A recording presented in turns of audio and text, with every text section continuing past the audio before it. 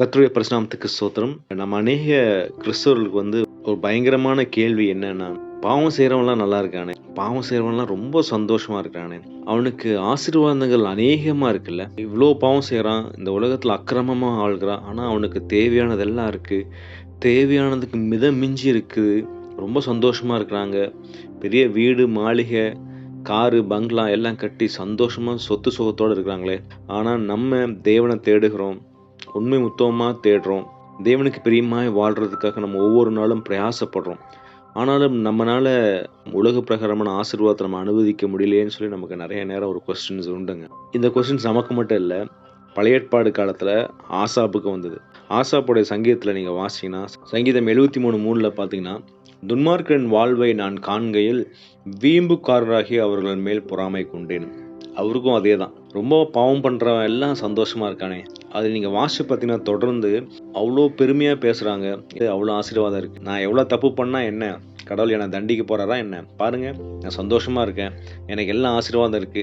நான் என்ன தப்பு பண்ணாலும் கடவுள்லாம் கண்டுக்க மாட்டார். அப்படின்னு சொல்லி சொல்லுகிற மக்கள பார்க்கும்போது ஆசாப்புக்கு ரொம்ப ஒரு கோவமா இருக்கு. நமக்கு அப்படிதான் கோவம் வருது இல்லையா? ஏன் அந்த கோபம் வருதுன்னா, தேவனை பற்றி அறிகிற அறிவு இல்ல. ஏன்னா, தேவன் எப்படிப்பட்டவர்? அவர் ஒரு பெர்ஃபெக்ட்டான நியாயாதிபதி. அவர்கிட்ட பட்சபாதம் கிடையவே கிடையாது. தேவன் ஒண்ணு சொன்னார்னா, துன்மார்க்கனை நான் அழித்து போடுவேன்னா, அழித்து போட தான் செய்வார். ஆனா எல்லாத்துக்கும் ஒரு காலம் இருக்கு. ஏன்னா அந்த துன்மார்க்கன் கடவுள் என்ன வெயிட் பண்றாருன்னா, அவனுடைய துன்மார்க்கத்த விட்டு வெளிய வந்துர மாட்டானா? புதிய ஏற்பாடு காலத்துல ஆயக்காரன் சகேயு இருக்கிறார். சகேயு பார்த்தீங்கன்னா, அவ்வளோ நாள் அவர் சந்தோஷமா தான் இருந்திருப்பார் இல்லையா? பணம், பொருள்லாம் வந்திருக்கும். அவர் ஒரு பாவியா இருக்கார். ரொம்ப அதிகமான டாக்ஸஸ் வாங்கி கலெக்ட் பண்ணியிருப்பார். ஆனாலும் இவ்வளோ நாள் அவர் சந்தோஷமா இருந்த காரணம், அதாவது பணத்தின் மிகுதியில் இருந்த காரணம் என்னன்னா, தேவன் ஏன் அலோவ் பண்ணார்னா, ஒரு நாள் இயேசு கிறிஸ்து அவருடைய வாழ்க்கையில வருவாரு. வாழ்க்கையில வரும்போது அந்த சக்கேயுக்கு அவர பார்க்கறக்கு ஒரு சான்ஸ் கிடைக்கும். அத பார்த்த உடனே அவர் மனம் மாறுவாரு அப்படிங்கிற ஒரு காரணத்துக்காக தான் அவ்வளோ நாள் கடவுள் அதை விட்டு வைத்தார். சகேயு பாருங்களேன், கடவுள் இயேசு கிறிஸ்துவ பார்க்கறக்கு அவ்வளோ ஆசை. கேள்விப்பட்டிருப்பார்ல, இயேசு பெரிய அற்புதம் பண்றாரு, அடையாளம் பண்றாரு அப்படின்னு சொல்லி நெறைய கேட்டிருப்பாரு. ஜஸ்ட் அவர பார்க்கறதுக்கு தான் போனார். இயேசு கிறிஸ்துவ பார்த்த உடனே அவருக்கு சந்தோஷமாயிருச்சு. உடனே அவரு மேல இருக்கிறாரு. இயேசு கிறிஸ்து கீழேருந்து பார்க்கிறார். பார்த்த உடனே இயேசு கிறிஸ்து தான் சொல்றாரு, "சகேயுவே கீழ இறங்கி வா. நான் இன்னைக்கு உன் கூட போஜனம் பண்ணணும்னு" சொல்லிட்டு அவர் கூட சாப்பிட போறார். இல்ல அந்த காலத்துல ஆயக்காரர், டாக்ஸ் கலெக்டர்ஸ் எல்லாம் பாவிகள். அவர் கூட யாருமே யூதர்கள் கலந்து சாப்பிடவே மாட்டாங்க. ஆனா அப்படிப்பட்ட பாவிகள்கிட்ட இயேசு கிறிஸ்து அவரோட வீட்டுக்கு போறார். வீட்டுக்கு போறதுக்கு முன்னாடியே அவர் என்ன பண்றாரு? நீங்க அந்த வசனத்த நீங்க வாசிச்சீங்கன்னா, அந்த இன்சிடென்ட் லூக்கா 19:1-10 நீங்க வாசிச்சு பார்த்தீங்கன்னா, அவரு கூப்பிடுறாரு. இயேசு கிறிஸ்து கூப்பிடுறாரு. "நீ வா, நான் வீட்டுக்கு வரேன்னு" சொன்ன உடனே இவரு சந்தோஷமா கூட்டு போறாரு. ச்சே! நான் பாவியா இருக்கிறேன். என் கூட யாருமே கலந்துக்க மாட்டாங்க. ஆனா பாரு, இயேசு கிறிஸ்து தேவனுடைய மைந்தன். அவரு என் வீட்டுக்கு வராருன்னு சொன்ன உடனே அவருக்கு சந்தோஷம் தாங்க முடியல. உடனே அவர் பாருங்களேன், லூக்கா 19:8 சகேயு நின்று கர்த்தரை நோக்கி, "ஆண்டவரே, என் ஆசையை பாதியை ஏழைகளுக்கு கொடுக்கிறேன். நான் ஒருவனிடத்தில் எதையாகிலும் அநியாயமாய் வாங்கினது உண்டானால் நாளத்தனையாய் திரும்ப செலுத்துகிறேன்" என்றான். இயேசு அவனை நோக்கி, "இன்றைக்கு இந்த வீட்டுக்கு ரட்சிப்பு வந்தது. இவனும் ஆபிரகாமுக்கு குமாரனாயிருக்கிறானே." அதனாலதான் அந்த டைம் கொடுக்குறாரு தேவன் இல்ல. கடவுளுக்கு என்னன்னா, அந்த தப்பிப்போன ஆடுகள் திரும்பி வந்துராதாங்கிற ஒரு ஆசை என்னைக்குமே இருந்துட்டே இருக்கு.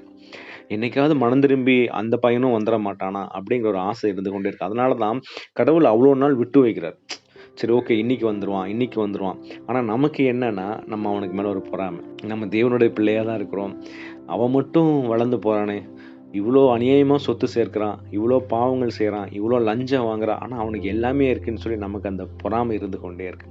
அது இருக்கக்கூடாதுங்க. அது எப்படி போகும்?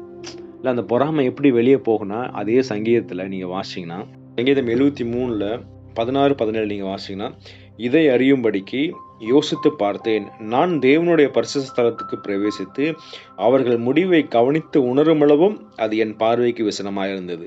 ஆசாப் என்ன சொல்றாரு? எனக்கு இதெல்லாம் பார்க்கும்போது என் மனசு ரொம்ப கஷ்டப்பட்டது, வேதனைப்பட்டது.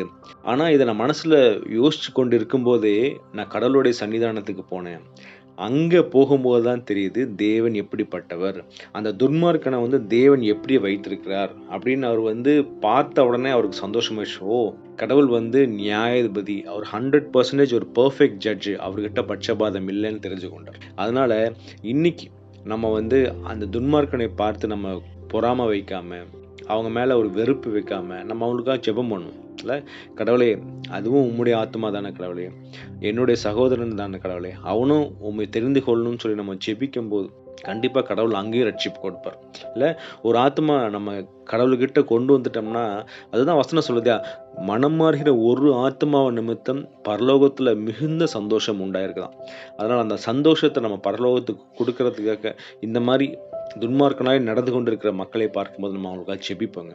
இயேசு கிறிஸ்து அதுதான் சொன்னார். இல்லை, எல்லாத்துக்காக ஜெபம் பண்ணுங்கன்னு சொல்லியிருக்காரு. அதனால் நம்ம இன்னைக்கு ப்ரேயர் பண்ணுவோம். இல்லை, நம்ம போய் அட்வைஸ் பண்ண தேவையில்லை, அவங்கள பார்த்து பொறாமைப்பட தேவையில்லை. நம்ம என்னன்னா, தேவன் நமக்கு என்ன வைத்திருக்கிறாரோ அது கடவுள் கொடுப்பார். அவங்கள பார்த்து பொறாமைப்படாமல் நம்ம தேவனோடு ஒரு ஐக்கியத்தில் இருக்கும்போது அந்த பொறாமை ஆட்டோமேட்டிக்காக போயிடும். இன்னைக்கு நம்ம இயேசு கிறிஸ்துவை பார்ப்போம். அவருடைய வழியில் நம்ம சிலுவை எடுத்துக்கொண்டு நடக்கும்போது நமக்கு இந்த பொறாமைலாம் வராது. கர்த்தர் ஆசீர்வதிப்பாராக. ஆமென்.